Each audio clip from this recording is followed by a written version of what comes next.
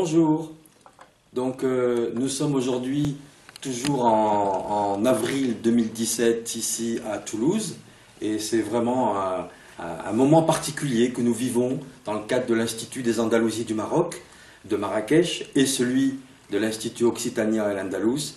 C'est juste un petit moment de partage parce que nous sommes avec M. Albertini, Louis Albertini, qui a commis quelques ouvrages qui nous ont particulièrement touchés, et je pense qu'ils toucheront tous nos amis au Maroc, plus largement encore dans le sud de la Méditerranée et également en Espagne. C'est les ouvrages qu'il a écrits sur El Andalous, l'agriculture, les agronomes andalous, et plus en général sur l'agriculture méditerranéenne, mais il a vraiment mis l'accent sur El Andalous. Donc je voulais demander à M. Albertini si vous voulez bien se présenter en quelques mots, et ensuite je lui poserai 2-3 questions pour mieux partager ce moment avec le plus grand nombre. Merci beaucoup. Oui, alors je suis un professeur émérite de l'École nationale supérieure agronomique de Toulouse. J'ai enseigné la protection des cultures et dirigé un laboratoire de recherche en phytopathologie et en cytologie végétale. Et dès que j'ai pris ma retraite, eh bien, je me suis intéressé à l'agriculture générale et notamment à l'installation de l'agriculture en Méditerranée à partir du Proche-Orient, du croissant fertile. Et donc, mon premier ouvrage qui s'appelle Agriculture méditerranéenne indique un certain nombre de pistes de développement de l'agriculture en Méditerranée à partir du Proche-Orient, et elle s'appuie sur les travaux des Gréco-latins, des Mésopotamiens, et finalement, au fur et à mesure de mes travaux, je me suis intéressé aux travaux qu'ont fait les agronomes arabo-andalous, et j'ai été étonné de l'importance de cette activité en Espagne et Portugal arabe, et de la qualité des travaux qui ont été faits par les agronomes arabo-andalous. Et c'est une véritable, on peut le dire, c'est un peu informel, mais c'est une véritable université agronomique qui s'est installée à Cordoue et plus spécialement à Séville, avec des agronomes venant de différentes régions d'Al-Andalus, tout d'abord de Tolède, ensuite de Séville, qui est devenu le centre important de l'agronomie, et qui a permis de réunir un certain nombre de personnages, de savants, venant de Grenade, d'Almérie, d'autres régions d'Espagne, pour développer cette agriculture à partir des connaissances de l'Antiquité, du Proche-Orient, et notamment de l'agriculture nabatéenne, qui avait été mise en place par Koutama et traduite en arabe par Ibn Ouachia, et qui a permis de développer cette agriculture où la mise en place de techniques hydrauliques a été capitale pour son développement. Tout à fait. Vous avez, tout à l'heure, en échangeant ensemble, vous avez mis l'accent sur presque, on pourrait appeler une sorte d'université agricole informelle à Séville, Séville avait eu une importance particulière dans la valorisation, l'expérimentation de cette agriculture. Oui, il y a eu plusieurs agronomes sévillans qui s'appelaient Ibn Amjaj, qui s'appelait... Oui, c'est pas important d'avoir tous les noms, c'est juste le principe qu'il y avait effectivement des régions. Plusieurs agronomes sévillans, des agronomes, d'autres agronomes, donc de Grenade, d'Almérie et d'ailleurs, et qui ont permis de développer une agriculture très moderne pour l'époque. Je dis souvent que ces agronomes sont entrés précocement dans la Renaissance. Très intéressant. Avant l'heure. Voilà. Ce sont des pionniers de la Renaissance avant l'heure. Et qu'ils ont dynamisé l'agriculture en Al-Andalus. On n'en a pas la... il faut en prendre conscience de cette affaire, parce que c'est quelque chose d'ignoré. Tout à fait. Mais je pense que les universitaires espagnols, comme par exemple Carabassa Bravo, comme Inspiración Garcia, c'est terrible. Oui, et d'autres, oui, tout à fait. Donc, Inspiración Garcia, bon. oui. Se sont appropriés les documents et les ont travaillés, ont fait faire des thèses. Ce qui fait que ces travaux sont très bien connus. Et notamment, il y a un très très important travail qui a été fait sur l'arboriculture en Al-Andalus, et travail qui a été dirigé par Maria Carabassa Bravo, un travail très intéressant. Et donc, voilà. Ce que je voulais aussi préciser, c'est que vous aviez dit également que c'est une agriculture d'été, avec l'introduction des légumes, avec l'irrigation, voilà. qui a vraiment vu le jour de manière bien structurée en Al-Andalus. Absolument. Ce qu'ont fait les agronomes arabo-andalous, encouragés par les autorités, parce que les autorités, le roi de Tolède par exemple, le calife de Cordoue, ont créé de grands jardins royaux, dans lesquels ils ont impliqué ces agronomes, et ils ont introduit énormément de plantes, et ça a été des centres d'acclimatation, et notamment le centre d'Al-Sharaf, qui se trouve à l'ouest de Séville, a été un grand centre d'acclimatation de plantes venues du Proche-Orient. Et ça a été, ce qu'il faut dire et souligner, c'est l'installation d'une agriculture d'été irriguée de façon rationnelle, avec de nouvelles plantes qui ne pouvaient pas persister dans l'agriculture sèche, qui est l'agriculture traditionnelle, et qui ont été ainsi développées, notamment des arbres fruitiers, les citrus, les agrumes, le riz, le coton, le bananier, la canne à sucre, et un certain nombre de plantes maraîchères, parmi lesquelles les grandes introductions sont celles de l'aubergine, de l'épinard, de la carotte rouge, du chou-fleur et d'autres.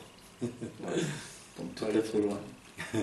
Donc, également les épices dont vous avez parlé avec le safran. Les épices, effectivement, les épices ont eu une grande importance pour le développement d'une cuisine de qualité, qui a été ensuite prise en compte par de grands cuisiniers, notamment du XIIIe siècle. Et effectivement, par exemple, la culture du safran s'est fortement développée dans plusieurs coins d'Espagne. Elle était exportée, d'ailleurs le safran a été exporté, de même que le cumin aussi a pris une grande importance. Tout à fait. Et alors moi je trouve intéressant votre travail. D'abord, il valorise un patrimoine qui était peu connu. Et ensuite, ce qui est intéressant, c'est que vous le faites en tant qu'agronome. Vous faites un travail d'historien, mais comme agronome. Donc vous avez pu sans doute apprécier, dans l'étude de toutes ces compilations, de tous ces auteurs, la pertinence qu'ils avaient en tant qu'expérimentateurs eux-mêmes, en tant qu'agronomes, qui s'attachaient à acclimater des plantes et à développer cette biodiversité à l'époque. Et donc vous avez pu constater donc, la pertinence de leur travail, le caractère scientifique, expérimentateur. Oui, absolument, parce que ces agronomes sont des gens de terrain. Ouais. Ils ont une bonne connaissance de la culture, des semis, de la greffe, de la connaissance du sol, qui leur vient des Mésopotamiens. les Mésopotamiens sont des grands spécialistes de la pédologie et ils ont une bonne connaissance des sols. Et d'autre part, ils savent, avec les moyens de l'époque, se réduire les maladies, essayer d'avoir une action contre les maladies, contre les insectes et contre les ravageurs grands animaux que sont les rats, les souris, etc.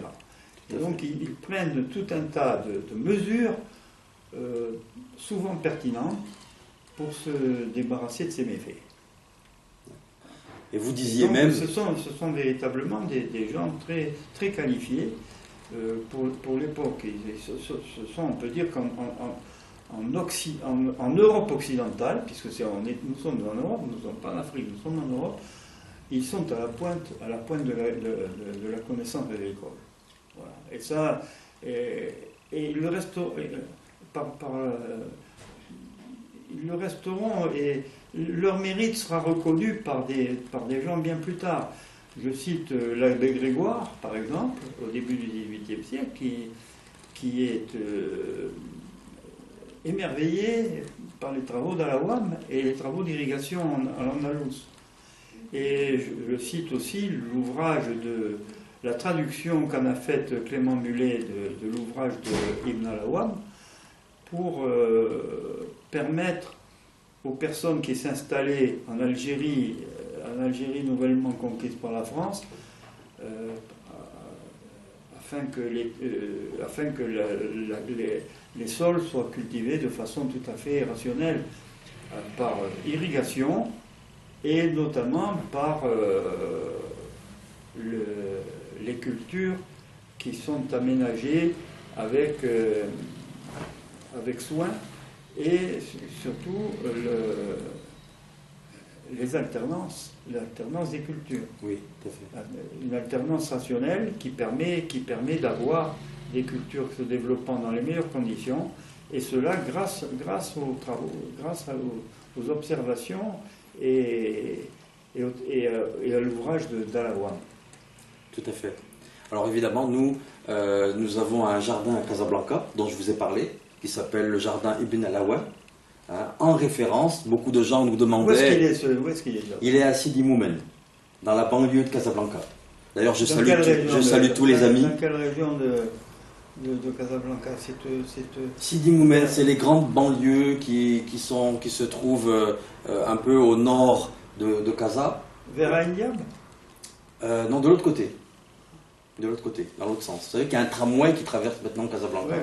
Et bien, on est dans le sens plutôt vers Mediouna, dans toute cette zone-là.